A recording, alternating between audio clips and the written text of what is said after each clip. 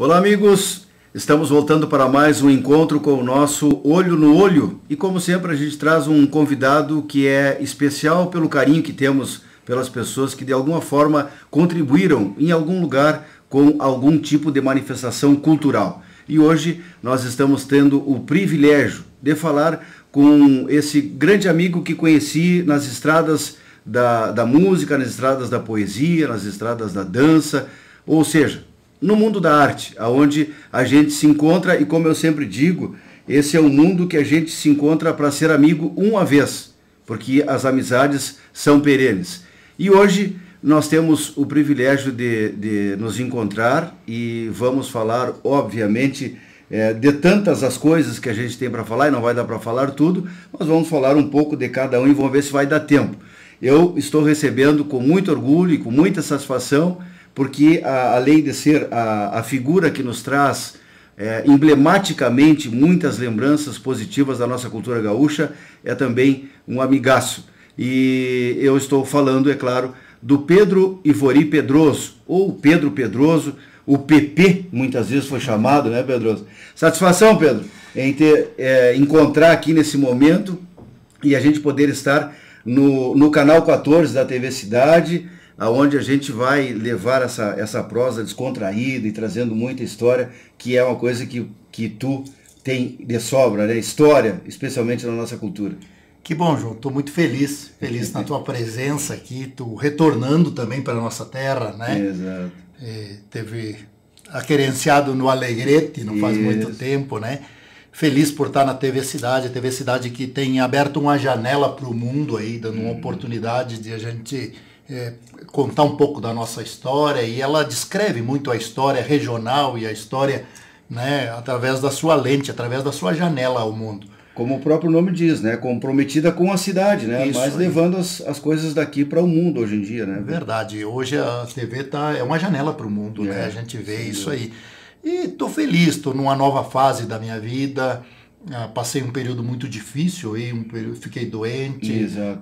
Estive prefeito num período complicado da nossa história, num período, um conflito social no meio de uma doença. Perfeito. Mas superamos tudo isso, estamos bem. Que bom. Bom, o Pedro Pedroso, que nós aqui em Farroupilha, aqui na Serra, conhecemos já o Pedro no comecinho da década de 90, na verdade o Pedro, assim como eu, né, que eu vim do Alegrete para cá, eu vim direto, fui exportado do Alegrete, né? E o Pedro também veio lá da Boca do Monte, da velha Santa Maria da Boca do Monte, e lá em Santa Maria da Boca do Monte, Pedro, eu tive o privilégio de conviver, tu já tinha saído, mas tu foi o criador, o responsável por um dos grupos mais emblemáticos de Santa Maria, que é o Tangará, Canto e Dança, né? Verdade. E aonde talvez tenha começado a tua grande história, assim, a tua história é difícil de a gente classificar onde que foi maior, mas me parece que aquele simbolismo dos pombos no cinquentenário, naquela época de Fegarte, foi uma coisa que não tem como vencer aquilo, né? Não tem como superar, eu diria, né? Sabe que eu venho de uma família de pequenos artistas. Nosso pai gostava do acordeon. Nós somos 8 irmãos, de 8, 6 tornaram-se acordeonistas. Olha aí. Né? Eu fui um dos últimos do processo aí. Mas eu vim naquele sonho de buscar uma coisa diferente, né? Família de interior, onde cantávamos muito nas noites de lua. A mãe varria o terreiro e o pai pegava a gaita e nós todos pequenininhos cantávamos muito. Então a gente veio daquele ambiente. Viemos morar... Da época do Terno de Reis ainda, né, Pedro? Isso, que cantavam muito. Isso mesmo, nós cantávamos muito, a bandeira que ia de casa em casa, aquela coisa toda. Que legal. E a gente veio morar na cidade, para os mais novos estudar um pouquinho, e aquilo me trouxe a vivência no CTG. Né? Os CTGs engatinhavam, né? Estavam numa fase de reestruturação, de surgimento, basicamente, né? Parece que a gente é muito velho, mas não é, tem 30 anos só, novo, o né? movimento é muito jovem, né? O MTG novo. Fez agora há pouco 50 e poucos anos, que é a idade de nossos pais, e veja lá, né? Isso aí, Da juventude dos nossos pais. E naquele período ali, João, quando eu servi o exército, eu muito inquieto, eu fiz o concurso para os bombeiros. e fui parar na Brigada Militar em Osório. Olha só. Né? E era muito distante naquela época, nos parecia, a comunicação era muito estreita, era muito simples. Era o telefone fixo, a comunicação né? era o telefone fixo e era só para rico. Claro, né? Não, porque era um patrimônio, né? A minha classe social não tinha acesso a isso. Eu me comunicava com a minha mãe por carta. Quando eu fui para Osório, me comunicava com carta e a minha mãe buscava a carta na igreja. Porque a carta não chegava na casa, ela chegava até a igreja. Olha só. E era assim, então parece que a gente viveu num outro mundo. Mas não é. Não, mas não é. Quem nos ouvia agora, uma coisa de 40 anos. A juventude que nos ouvia agora, os da idade dos nossos filhos, do meu filho, da tua filha, enfim, vão pensar que nós estamos falando de 200 anos, né? Aí não é, tudo foi muito recente. É que o mundo andou muito rápido. Depressa, claro. E quando cheguei em Osório, eu sempre fui muito sapateador, muito dançador de chula, terra de cego, quem tem um olho é rei. Lá as prefeituras me pegaram lá e já saí da brigada, já bem pouquinho tempo, e já fui para a prefeitura de um aqui, já fui para a prefeitura de Tramandaí, já fui para a prefeitura de Capão, e fui montando aqueles grupos de dança na região. Ali, João, a gente já vinha participando do antigo Festival do Mobral, que era um festival promovido pelo antigo movimento de alfabetização, né? Eles faziam aquelas festanças para atrair as pessoas para alfabetizar. Exato. E já os adultos, no caso, né, que não tinham estudado, ali teriam a chance, que é o EJA hoje, né? Isso aí, é o EJA de hoje. Mas como o índice de alfabetismo era muito grande, muito maior, era muito grande, então tinha que fazer. E eu participava muito daqueles movimentos. Daí, ali, o festival já estava grande, a gente veio, eu participei de 6 deles, antes da cidade de Farroupilha. Naquele ano seguinte... Que era Lajeado, Soledade, Canguçu, Soledade, Restinga Seca... Santo Augusto, acho que teve Bento, Restinga, Bento, Canguçu, Soledade, Farroupilha e Farroupilha. Eu participei desses 6. Nossa, Farroupilha teve 2 edições. Certo. Depois extinguiu-se o Mobral e formou-se então o MTG e o Instituto Gaúcho, que era um instituto feito para ajudar o movimento.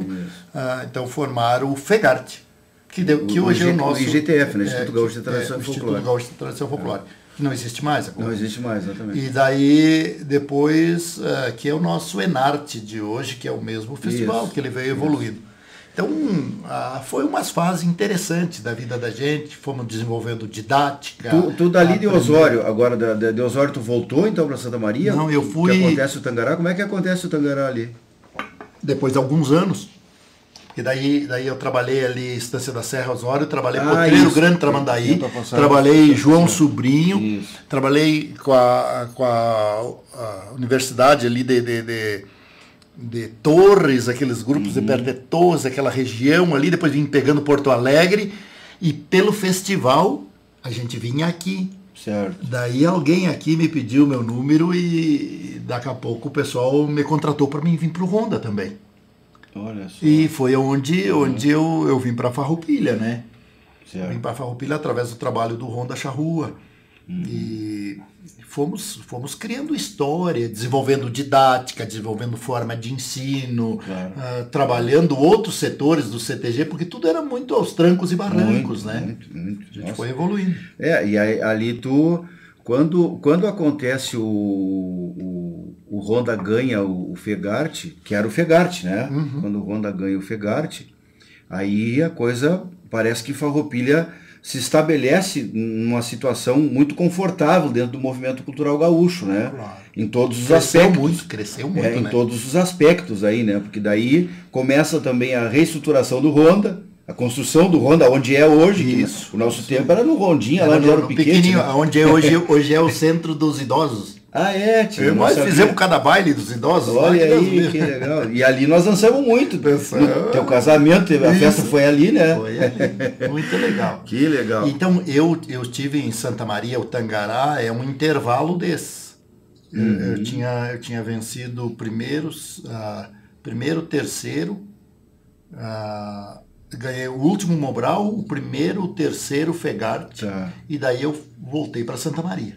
Certo. Voltei para Santa Maria, antes de vir para o Ronda. Exato. E daí foi onde a gente fez o Tangará. Tangará, para quem não sabe, Tangará é um grupo de projeção folclórica, né? Dançávamos as danças tradicionais e dançávamos um pouco da América, um pouco de tudo. A exemplo do que eram os muripás, a exemplo do que eram os chimangos. Aquela região ali tinha alguns grupos de projeção folclórica, né? E a gente trabalhou muito com isso aí. Era um grupo muito lindo, né? Tenho muita saudade daquela gente. E a turma até hoje estão unidos ainda, né? Se encontramos na internet, né? Exatamente, a gente se encontra pela internet. Mas é que é importante que a gente fale dessas coisas, porque quando chega simplesmente no Pedro, que ganhou o Fegarte com o Honda, tu já tinha toda essa baita trajetória, enorme. Né? Essa baita trajetória, não é assim, né? Hoje em dia, essa gurizada mais nova, eles acham que, por exemplo, quando a gente fala na questão da música, eles pensam que é só tu aprender umas notinhas ali, mandar uma música para um festival e passar, não é assim. As coisas não acontecem assim, né? Aí naquela época, tu te estabelece em Farroupilha, daí com a questão do Honda, daí, claro, tu contrai a família. Conheci minha esposa no Rush Galdério. Olha só, que era um adversário ferrenho na época. Exatamente, conheci minha esposa, casei, tenho um casamento de 30 anos, João. Que legal, né? 30 anos, já tenho uma filha minha filha vai fazer 27 anos esse ano. Minha filha fez literatura, fez mestrado e agora está fazendo doutorado. Que legal. Está na última etapa, dá aula 20 horas numa escola aqui em Caxias, uma escola particular, e outro turno faz o doutorado. Então estou muito feliz, né? Formei uma escritora. Claro. Minha esposa é professora também, então coisa boa, né? Uma família de educadores. Como diz o outro, não tenho que se queixar, né, Pedro? Não tenho. Pedro, assim, o outro dia eu estava falando aqui com o Alexandre Souza, que tu conheceu, gurizinha, né? Dançando na Mirim. Meus mirinzinhos. Exato, E nós falamos muito sobre essa questão do quanto o movimento é importante nas nossas vidas. Eu imagino na tua vida, com todas essas invernadas, grupos, CTGs, que passaram por ti, o inúmero de pessoas que saíram para uma outra atividade, em outras profissões, mas que a base, né, o rumo basilar foi o CTG, que pegou a questão da disciplina, que aprenderam a questão do respeito, essa coisa toda, assim. Eu tenho uma vontade muito grande de ouvir uma experiência como a tua nesse sentido, porque eu brigo muito no bom sentido, Pedro, porque sempre que a gente tem a oportunidade de ter a mídia, e hoje as mídias não são mais, a TV, a cidade é localizada, é daqui de Farroupilha, mas a gente está no YouTube e o mundo inteiro está nos assistindo. Nos enxerga. Nos enxerga e nos ouve, né? O mundo inteiro nos enxerga. Então é importante que eu sempre tento trazer essa coisa da importância da cultura gaúcha nas nossas vidas, porque a gente teve as outras profissões, as outras atividades.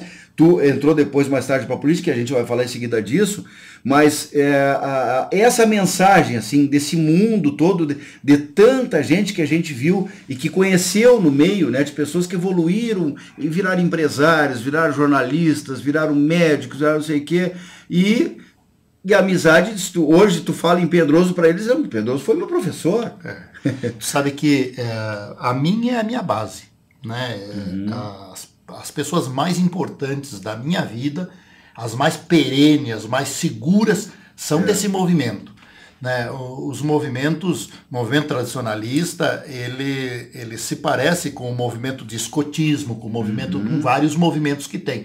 Só que o movimento tradicionalista, ele tem uma coisa a mais. Ele nos liga a quem nos antecedeu. Perfeito. Ele é mais profundo, ele tem mais raiz. Tu pega um movimento de escotismo, é importante, e os valores também são importantes, familiares e cívicos e tudo, mas ele é algo que nasceu em outro lugar. Nós não.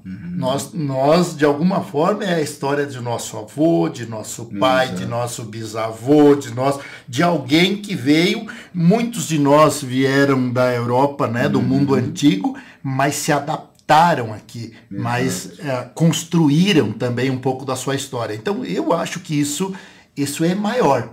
Isso é maior. Muita gente fantasia, né, João? Para ser gaúcho tem que estar de lenço e bombacha, tem que estar, não mesmo. Eu toco meu acordeão de calça de brim, e daí eu vou tocar, né? E vou continuar sendo.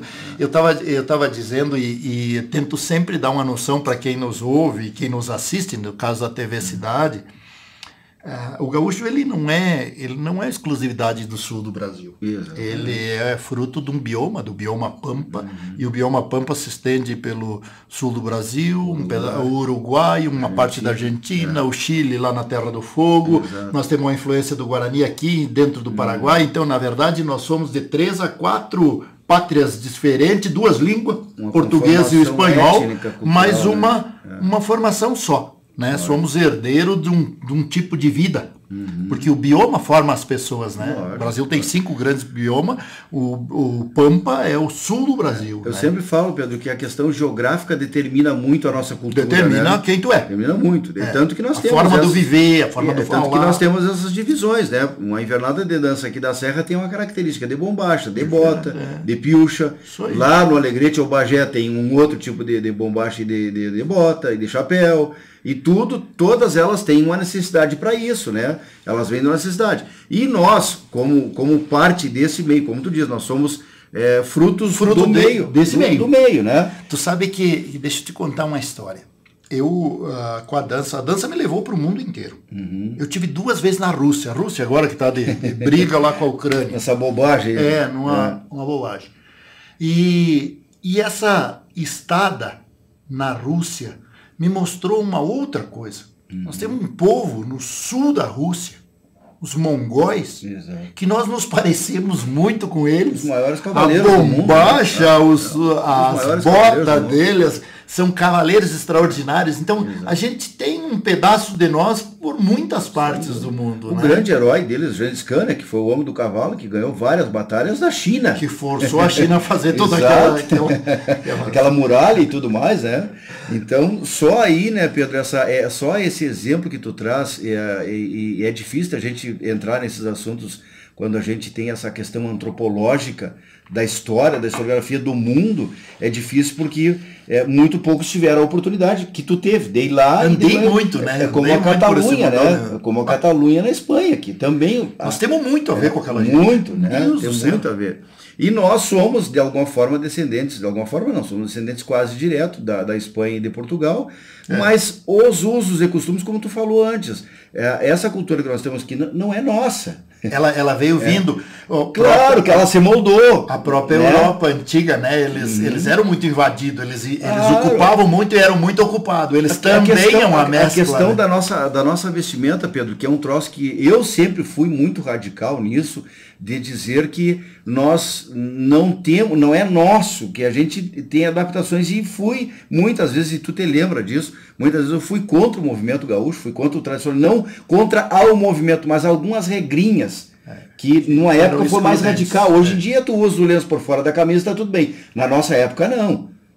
Nessa época tu botava o lenço por fora da camisa, tu era bagaceiro. O lenço tinha que ser atadinho no pescoço. Tu sabe que, comparando, a minha filha Elisa tinha 1 aninho a última vez que eu estive na Rússia. Fiquei 40 dias lá. Quando cheguei, minha filha não me conhecia, mas não queria vir mais no meu colo. O que eu percebia? Meus grupos musicais eram todos músicos práticos. Certo. Não tinha formação. A minha filha vai fazer 27, faz 26 anos. Hoje, todos os músicos que tocam para os grupos, todos eles têm formação superior. Se não tem, então estão no conservatório. É a maioria. Tem formação superior em música. Os meus alunos, né, eu venho de uma geração, né, João, que a minha mãe era um alquimista, fazer comida para 10 filhos. Imagina. Pobrezinhos, né? A gente era o que a gente podia. Mas o meu período de criança, 80% da população estava na área rural. Só 20% era urbano. Do meu período de criança para agora, 80% está na urbana e 20% está na rural. E lá se tiver 20%. Então virou-se. Então aqueles 20% tem que fazer comida para eles e para os outros 80% que estão na cidade. Verdade. E a gente não tinha oportunidade. Hoje a gurizada tem tudo oportunidade. Hoje tem. Hoje o mundo está aberto. Hoje quem não fizer uma formação é porque parou no tempo, claro, né? Todos têm uma formação. Não quer mesmo, né? Todos têm uma formação. O que eu acho que a gente evoluiu muito, né? Eu tenho muito aluno Tenho de todas as profissões, né? O Alexandre, acho que é engenheiro. Engenheiro, exato. O Alexandre é engenheiro. O Johnny, que era daquele grupo, é médico. O Johnny Rossetti. A filha dele agora é médica. É uma quantidade, tem médicos, advogados, tem de tudo, né? Tem tudo quanto é profissão, professor. Dentista, o Laírton é dentista. O Milton é advogado. O Feltrinho, o Gustavo agora é dentista também, mas formou-se em farmacêutico antes. A Viviane também é dentista. Se tu vai começar a olhar, aquela gurizada todo mundo pegou foram já na época eram estudantes, né? Claro, uma formação grande, né? Eles estão em grandes cursos. Eles já têm filhos, já se formando, né? Exato. Tu ainda tens esse vínculo com as invernadas, Pedro? Tenho muito, né? Nós temos, agora a gente montou um grupo aí, nós queríamos fazer uma associação de instrutores de dança, de professores de dança. Porque o que acontece, João? O meu tempo, o meu tempo, a gente desenvolveu uma didática de ensino, né? Certo. Hoje a gurizada tem formação superior para isso. A Universidade de Passo Fundo tem formação em dança, a Unicinos tem formação em dança. Então, tu pode te aprofundar, tu faz história, tu faz isso, faz aquilo, e faz dança também, tu pode ir te aprofundando. Coisa que a gente não teve, né? A minha geração não teve. Não. A minha geração, nós tivemos que desenvolver didática, nós tivemos que fazer era tudo, criatividade, porque a gente não tinha nada. Bem no início, tínhamos um gaiteiro, no meu caso, eu tocava violão e cantava. Balaiu, meu bem, balai, tocando violão, né? E era daquele jeito, e era o que eu podia, fiquei rouco. Criei um calo nas cordas vocais, horroroso, né? Tive trabalho em me livrar daquilo. Que tu não conseguia falar. Quase, não conseguia falar. Depois veio os toca-fita. Daí trancava, daí rebobinávamos todas as fitas, essa gurizada que nos assiste, acha que a gente é louco. Acho que a gente é louco. Eu tenho umas fitas, guardei umas fitas que eu quero mostrar para meus netos. Eu invitei neto, né? Tinha que rebobinar tudo, às vezes arrebentava, daí tu emendava, daí tava tocando, daqui a pouco pulava lá adiante. Mas ali já foi um avanço. Hoje, como é que é? Hoje a gurizada tem no celular e tá lá na caixa de som e ele bota a combinação que ele quiser aqui e sai tocando lá. Não precisa. Não, eu fiquei admirado agora, final de semana. Final de semana desse eu tive no rodeio em Flores da Cunha e o Mário Arruda, que é teu contemporâneo, tava um pouco mais, ele é mais antigo que tu, até eu acho, um pouco, né? Na idade. O Mário deve estar com 65, 68 anos. Por aí. O Mário estava dançando chula nos veteranos, e com um pouco ele estava com o celular lá para dar o tempo pro gaiteiro se basear. Passar como se fosse o metrônomo. Como se fosse o metrônomo. Quer dizer, então as coisas evoluíram de uma forma. Tu vai dançar chula naquela época, tu fazia assim ou assim e tchau, né? E o gaiteiro tentava até achar, né? Tu sabe que a minha filha disse, pai, quando é que tu vai botar fora esse negócio? Digo, minha filha, tu não sabe. Eu tenho uma pilha de disco e de CD. Olha só. Hoje não precisamos mais. Hoje nós baixamos um programa de música e ele toca todas as músicas que nós quiser numa caixinha com Bluetooth lá adiante. Quer dizer, aquela aparelhagem que a gente tinha, aquelas coisas aradas que a gente tinha, nada mais, tá tudo obsoleto. Daí eu disse, minha filha, fica quieta, deixa esse negócio aí. Quando chegar os teus filhos, eles vão achar interessante isso que eu tô guardando para eles. Vou guardar para eles. Que legal. Como passou ligeiro, né? Mas tu tá louco. Mas foi muito rápido, João. Muito. 30, 40 anos, modificou-se tudo. A revolução tecnológica começa no final da década de 90, em 2000, vem uma aceleração, né? Ela acelera muito. Já vem os telefones, aqueles nossos Motorolas, os antigão, aqueles pesadão, já foram trocados, já vieram os mais sofisticados e tal, os analógicos já veio o sinal por satélite e bueno, né? E veio o computador inteiro para tua palma da tua mão. E aí, bueno, aí o mundo veio, né? Terminou com o resto tudo. Terminou com o resto tudo. Eu uso relógio, eu vi que tu usa relógio. Usamos de teimoso, porque nós somos da geração que gostamos do relógio. Nossa geração, A gurizada não gosta mais. Não usa, não tem. Sumiu. Máquina fotográfica, sumiu infinidade de coisa, e muito rápido. Muita coisa, muito rápido. Eu costumo dizer que esses 30, 40, 50 anos, o mundo andou mais do que nos últimos 2000 anos. Sem dúvida, mas muito mais. Pedro, daí, depois de estar estabelecido aqui em Farroupilha, tu resolve encarar a política. E aí sim, a política, mas não aquela dos CTGs e da... João, tu sabe, deixa eu te falar um pouquinho antes da coisa. Os grupos de dança, chegou num ponto que a gente começou a criar as entradas e saídas, então começamos a pegar fragmentos da história e montar contextos para mostrar antes das danças. E eu parei de ensinar dança e passei a fazer coreografia. Eu venci 12 vezes o festival em melhor coreografia. Então foi uma coisa que eu abri uma porteira para essa gurizada nova que está aí. Aquilo que eu disse, nós temos lá um grupo de uns 12 vezes campeão do FEGARTS foi do Enarte, no caso. 12 vezes de melhor coreografia. E depois fui parando, porque eu acho que a nossa geração tem que dar lugar para essa gurizada. Eles são muito mais técnicos do que nós. Certo. Eles têm muita mais qualidade.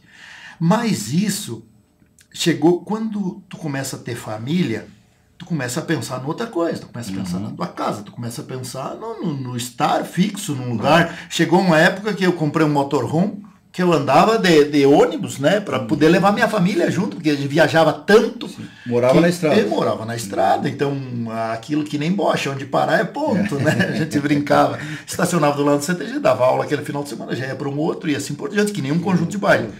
Mas depois nasce minha filha e eu vi que a comunidade que eu vivia tinha necessidade de uma série de coisas. A primeira coisa que a gente viu, tinha necessidade, era de um lugar para deixar ela.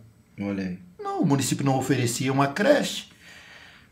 Compramos, eu e uns vizinhos, compramos uma lona de circo, 20 metros por 30 e poucos de comprimento, e começamos a montar nas ruas. Nós montávamos e criávamos uma programação e botava lá a música sertaneja, a música gaúcha, a música disso, a música daquilo. Depois atraía a universidade, vinha com trailer para ensinar como a gurizada fazer o vestibular e ir para lá, o instituto, tudo isso, aquilo. E fomos trazendo. E daqui a pouco tinha uns trailers com os dentistas aplicando flúor, ensinando a cuidar dos dentes. E fazíamos corrida rústica e fazíamos isso, fazíamos aquilo. E fomos criando um volume. Daí passei a fazer bailes. Bailes muito grandes. 6 conjuntos. 8 horas de baile. Contratava um conjunto, o conjunto botava aparelhagem, abria e fechava. E os outros conjuntos a cada... Sorteava 15 prêmios. Fuca, moto, cavalo, geladeira, aparelho de som. Quando surgiu aquelas TV 29 polegadas com tubo grande, que aquilo era chique, chegava a sortear 10 daquilo no baile. Mas de vender 4 mil ingressos. Compramos um terreno e construímos uma escola. Olha aí. A minha mulher coordena lá agora, faz 20 anos, nós temos uma escola de educação infantil bem lembrada do 1º de maio, chamado Projeto Esperança. E aquela coisa a gente viu que, bom, se nós podemos fazer e a gente não tem cargo nenhum, nós podemos ter os cargos para fazer. E aí poder fazer mais. É isso aí. Daí virei vereador, daí fazia, daí aquela turma que eu estava vereador junto não queria fazer as coisas que a gente achava que era importante, aquele partido. Daí saí, daí... Diga, não vou mais para outra categoria. Quando foi a tua primeira legislação? Foi o ano 2000, eu acho. Não, 2000. Foi o ano... Sim. Não. 2000 e pouco. 2010. 2010. Certo. Então, daí saí daquele partido, mas antes ajudei a eleger aquele prefeito de novo. Ele não cumpriu nada de novo, não teve jeito.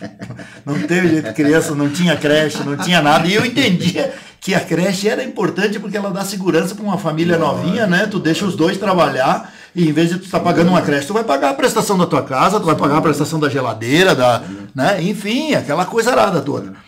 E eu brigava muito com aquilo. E eu morava ali no 1º de maio, era uma serra pelada, né, cara? Ninguém cuidava da gente, aquilo era uma coisa, né? Lugar para as crianças brincar não tinha, era o que era oferecido. Mas daí decidi que só isso não quero, eu quero mais. Ou eu vou para uma coisa maior, não vou. Daí me atraquei para prefeito.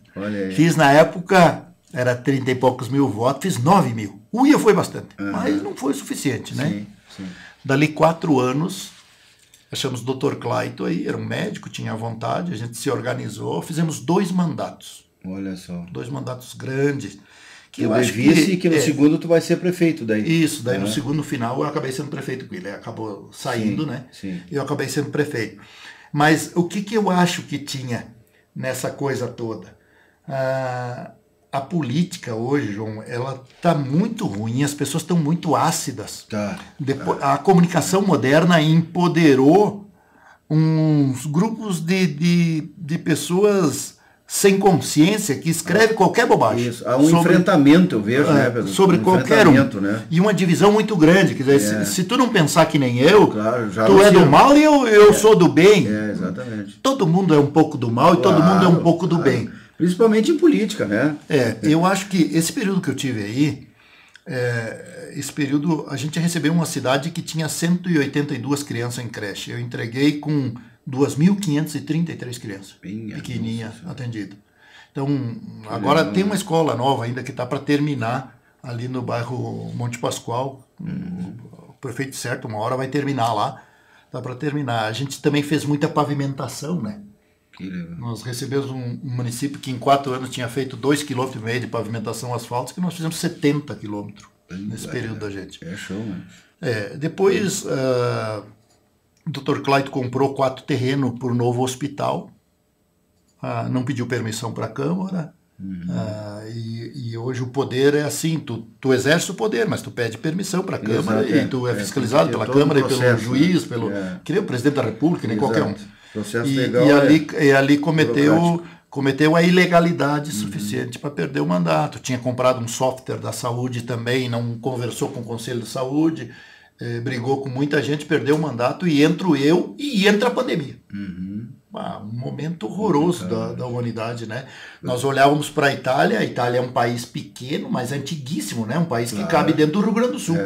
Mas vem de antes de Jesus Cristo, lá morria 1.000 por dia. Daí pensamos, quando chegar em nós, vai matar tudo nós. Eu sei que foi uma luta, viu, João? Foi uma coisa muito difícil. Eu saí doente daquele processo. E literalmente tu acabou contraindo depois. Depois em março peguei o Covid, fui parar na UTI. Né? Foi muito duro, ainda tenho sequelas. Certo. Ainda tenho problema pulmonar, ainda tenho problema para caminhar. Né? A mim foi muito difícil. Perdi um irmão meu agora, no início do ano, do Covid. Tinha vacinado. Né? Tem um cara que nunca fumou, né? Que eu me lembro. Eu não tenho hábitos de bebida, não tenho hábitos de cigarro, não tenho hábitos, tenho uma vida normal, de uma normalidade. Fui sempre meio que atleta, né? É verdade. Só que o que a gente percebeu nesse período? Primeiro que virou uma guerra política ideológica. Esse é o grande erro do Brasil. O Brasil não precisava disso. Aquele período que eu estava ali, nós orientávamos as pessoas, olha, se tu não precisa sair de casa, não sai agora, espera um pouquinho. A gente não tem solução para essa doença nesse momento, a gente não sabe como é que ela é, os médicos não sabem, te acalma um pouco, não faz isso, não faz aquilo. Daí vinha alguém e dizia, não, isso é política, sai de casa, isso não vai acontecer nada. Vinha aquela, não, porque o fulano disse que sim, o Beltrano que não. Destruía tudo aquilo que a gente construía. Então, essa construção e desconstrução que foi feita o tempo inteiro, isso foi o que mais desgastou. Confundiu, né? E a gente percebeu que é uma doença que ela tem alguma coisa no organismo que tem a ver com ela. Conforme a pessoa ela é muito agressiva, conforme ela não é. Conforme ela não é. Felizmente está passando, né, João? Graças a Deus. Felizmente está passando. Pedro, a gente podia ficar mais meia hora, mais outras meias horas, né, proseando. Infelizmente, nosso tempo estourou. E 2 perguntas que eu faço juntas, e aí tu pode escolher a forma de tu responder. A primeira é, alguma coisa que tu tenha feito e te arrependido, ou alguma coisa que tu acha que não precisava ter feito, né, para ser mais leve, como os outros. E o que o Pedro Pedroso ainda sonha em fazer ou concluir, enfim, né, alguma coisa que ficou pelo caminho que tu pensa em concluir, ou alguma coisa que é um sonho, assim, que é tipo, quando eu chegar lá, tá tudo bem. Eu quase não me arrependo de coisas, porque eu acho que a vida é uma sequência. Lógico, não pode olhar muito para trás. Nós somos um rio. Exatamente. Né? E nós temos que nos encantar com a próxima margem que está acontecendo, a próxima queda d'água que vai nos fazer feliz. Mas se eu pudesse voltar hoje, eu não concorreria a prefeito nessa última. Por quê? Porque o momento era muito difícil. Muito difícil. O meu grupo se dividiu em 5, né? O grupo que estava na prefeitura, saiu um para um lado, um foi para o lado do Fabiano, outro foi para cá, outro foi para lá, outro foi para lá, eu fiquei sozinho. Eu concorri para não deixar aquele meu grupo na mão, mas eu tinha consciência que o momento era muito complicado. Mas eu trabalhei bem, então se eu posso me arrepender, eu me arrependeria de ter concorrido naquele momento. Não pelo resultado, meu resultado foi bom. Sim, era o que né? queria A ganhar. repercussão na comunidade. Isso. Hoje eu ando livremente por tudo Graças e a tenho. Deus. Então, isso seria uma das coisas que eu não fazia. O restante eu acho que eu repetiria, João. Eu tenho uma vida familiar muito bonita, né? Eu tenho uma família muito bonita que graças a Deus dei sorte. Eu tenho muitos amigos, né? Eu tenho uma infinidade de amigos. Em toda parte do mundo, né? Espalhado por esse mundão de meu Deus. E o Pedroso futuro? Vamos esperar aí, quem sabe, um deputado, não? Não. Não, claro que eu não consigo me desligar de todas essas coisas. Eu tenho alguns deputados que me ajudaram muito aqui na cidade, né, trazendo verbas, que eu vou pedir voto na minha comunidade para essas pessoas, né? São 2 deputados. E o restante eu vou levar a vida mais um pouco, para organizar um pouco mais minha vida. Quando a gente cuida muito da vida dos outros, a gente descuida muito da vida da gente. Eu moro há 30 anos ali no bairro 1º de Maio, na rua Gilberto Broilo, e chegou um ponto que eu não conseguia mais limpar o pátio da minha casa. Então eu tenho feito coisas prazerosas, que é limpar o pátio, pintar uma janela, eu tenho feito coisas, estou fazendo algumas assessorias para poder ter algum dinheiro, né? Estou assessorando aí e estou tocando minha vida aí. Que maravilha. Foi uma prosa e tanto. Espero que os amigos tenham gostado, tenham se deliciado e tenham, acima de tudo, aproveitado os ensinamentos, as experiências que esse jovem e tão vivido e experiente nos traz nesse olho no olho dessa edição, que para nós é uma alegria muito grande poder ter não só o talento do Pedro, mas a pessoa, a figura humana, contando essas histórias maravilhosas. Nós vamos nos encontrar brevemente em horários alternados aqui no canal 14 da TV Cidade e também estaremos no YouTube. Pedro, honrado fico eu, João, pela oportunidade, uma prosa boa. Precisamos que o nosso mate demore mais, precisamos olhar mais o pôr do sol, precisamos tocar mais acordeon, cantar algumas coisas. Vamos ter uma oportunidade e vamos trazer o Pedro com a sua acordeona de botão que está tocando muito bem. Tenham todos uma sequência, né, de coisas boas, de muita luz, de muita paz na alma e o coração cheio de amor, porque assim nós vamos nos encontrar sempre de cara alegre, de sorriso franco e os olhos sempre presos no horizonte, porque lá é o nosso lugar. Até breve. Um abraço.